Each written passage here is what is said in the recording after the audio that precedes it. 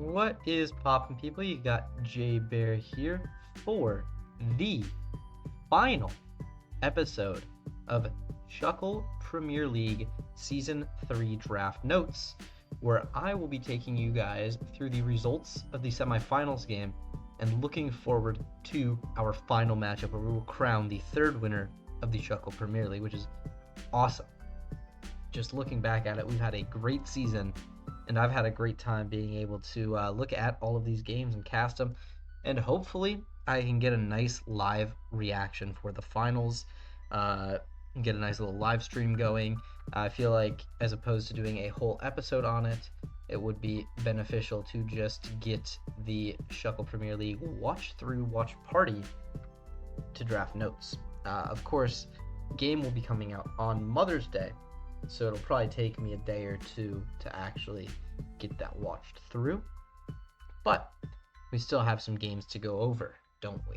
So yeah, I ask that you please like and subscribe. As a reminder, we will be staying around for the next Shuckle Premier League season 4, where they are having a very, very awesome format. I'm super excited to get a chance to learn another format, and I think it'll be a very, very engaging season for me personally, trying to just keep to the mantra of draft is draft, but also trying to learn.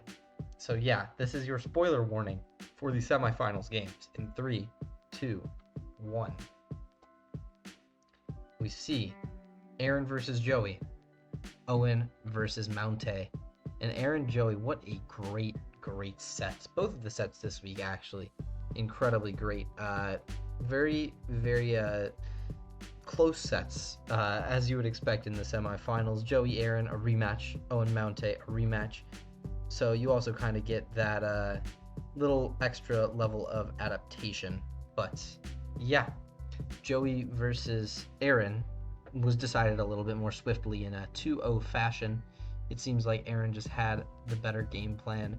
This time he didn't have to worry about like the furret, and he was actually just able to execute a more properly streamlined game plan. I think the new team acquisitions like the Meowscarada played a big role in that, of course, but still just staying true to his team and what it was.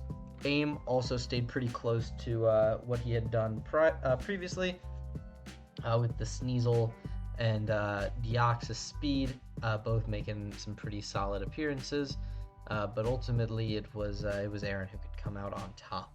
And then Owen versus Mounte. This was a 3-game set and a nail biter in all 3 games. So game 1, Mounte got off to a pretty advantageous start. Turn 1, just being able to live a Thunderbolt with the Mouse Hold, Super Fang, and Meteor Beam the Dragonite. Pick up the kill. Arch was faster than D-Knight, which was a pretty important thing throughout this matchup. Game 2, we saw very similar leads, except this time we did see a Focus Blast immediately into the Mouse Hold, which was actually able to pick up where Thunderbolt left off, and immediately drop the Mouse Hold in 1, and Tailwind was able to get up. That Tailwind was ultimately able to be leveraged by Owen for the game win, with the Chien Pao in the end being able to lock it up with some Icicle Crash Sucker Punch damage. And one thing that I maybe neglected to mention in game 1 is the Basculegion we found out was Focus Sash, which allowed Mounte to, win that one a little bit more smoothly. It also impacted the way that the set played out going forwards.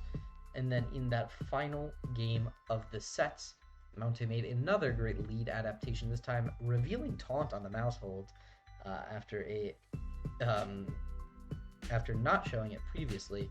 However, Owen kind of got a little bit too aggressive, not able to kill that Mouse Hold before it could get that damage off, and the Taunt preventing the Tailwind, ultimately locking that game up for Mounte. Just offense being able to out-offense between like the Scarf Pelipper, the Basculegion, the Archaludon, which was a Power Meteor Beam set in this one, picking up the win. Very good adaptation on Mounte's end to figure that one out, especially after kind of showing some pretty cool cards the last time they played. And then we can actually start dissecting this finals matchup. I just have a blank screen. I have 2 slides, my usual shoutouts, but I like to just have this blank screen just to really, really get down and understand what exactly this finals matchup is all about. So I see a few things. I see the Trick Room options for both sides. I see the weather for Mountay, and the nice, just naturally fast Pokemon on Aaron's side with like a screens support from the Grimmsnarl. And I actually really think that screens could be the key for Aaron to win this one.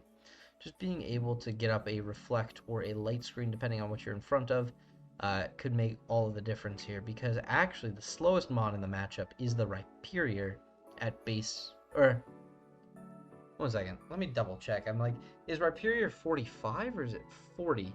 I'm pretty sure that it is 40. Yeah, Rhyperior's 40. Didn't need to doubt myself. Enam's 44. So if it was that, Enam being slower, could have been a completely different dynamic in the matchup, but Rhyperior being the slowest thing almost incentivizes Aaron to play outside of Trick Room. But then the speed sandwich, where the rain mons like Overquill and Basky Legion will be faster than the Spectrier and the Meowscarada outside of rain, so it'll be pretty interesting to see how this one is handled. Could see maybe like an Icy Wind option from Keldeo or Cresselia. So we have a lot of intricate options with this Speed War. And then obviously the Grimmsnarl playing an integral role with the screens and the fake out presence. I think Berserker as a fake out option is also going to be pretty useful here potentially. They do have a lot of very useful Pokemon between them, right? On Mountay's side, I think realistically everything, maybe minus Virizion, has a good shot at coming. Things that I really do expect to see though are Mousehold. I think that really helps you with the Spectrier of it all, and Population Bomb could actually be pretty strong here too. Arch, I think that's the tried and true guy right here. The steel resists are quite light, so I think like a steel offense could be pretty good. And actually I could see Berserker putting in a little bit of work here too. Thundurus is a pretty interesting one. I feel like it might be too much of a liability into Ursaluna, so I would consider, maybe benching the Thundurus. But I think Basket Legion picks up really, really well here in the offensive mode. You just have to be mindful of Meowscarada's Sucker Punch, Grimmsnarl Sucker Punch as well. But other than that, could be pretty threatening. Actually, I want to check out Grimmsnarl moveset. If it has the weather changing moves. I assume it has like Sunny Day or something. Geez, it learns a lot of TMs. And it does not appear that Sunny Day is one of them. So, Grimmsnarl possibly providing a little bit less utility by not actually being able to set up that sun.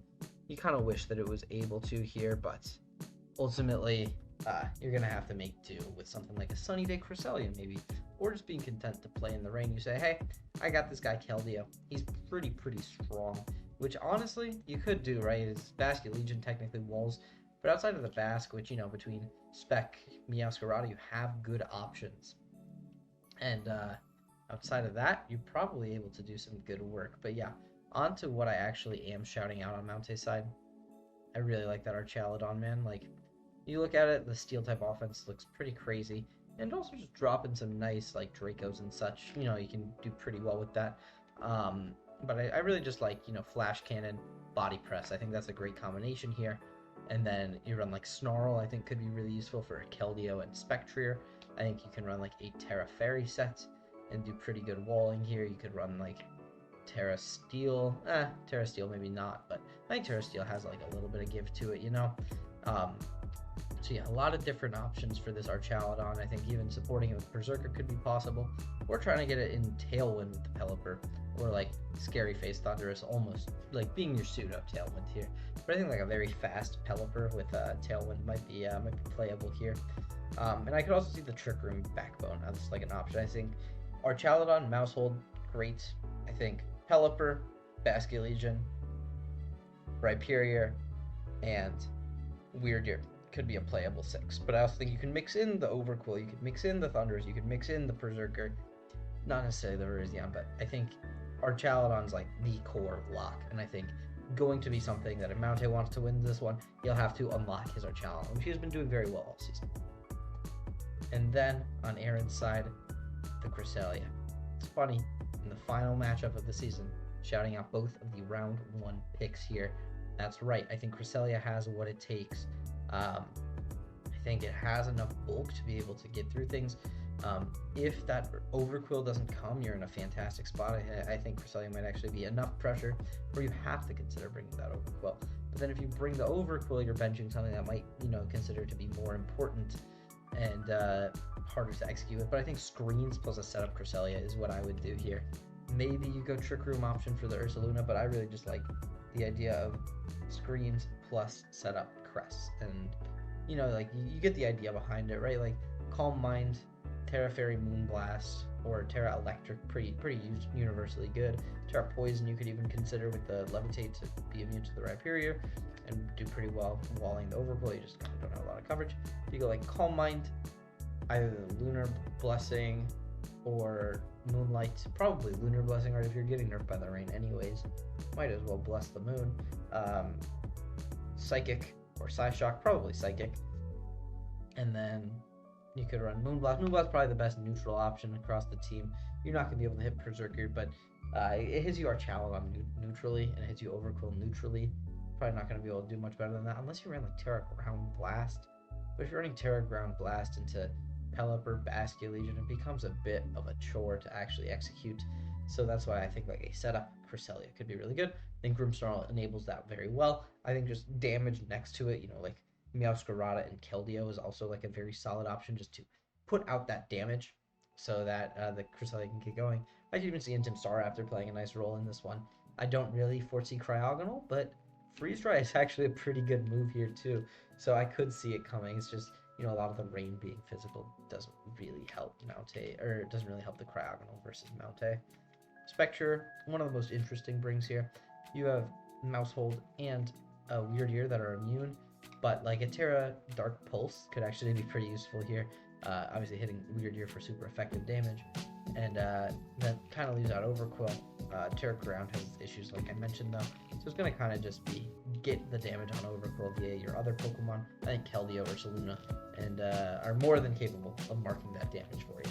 So if I had to pick a winner, this one's toss up, man. Like, that's just so challenging to pick.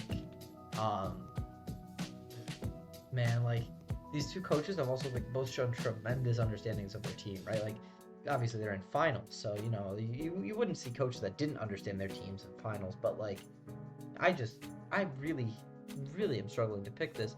I think that Aaron, given all the tools that he has, like I didn't really delve too deep into like the Trick Room with Ursaluna and Enamorus, but I actually think Enamorus, Terra Fairy kind of rips some Moonblast into this team maybe, and that'll do some great work. So I think I give the edge to Aaron. They both have very playable teams into one another. I think this is a very close match, and I think prep will dictate who wins. But they're also fantastic players too, so it's gonna be hard to say. But ultimately, I'm leaning Aaron to be the SPL Season 3 champion. I hope you guys enjoyed this watch, and I hope you guys have had a great season. I can't wait to do the next one with you guys as well. So until next time, J Bear out. Peace.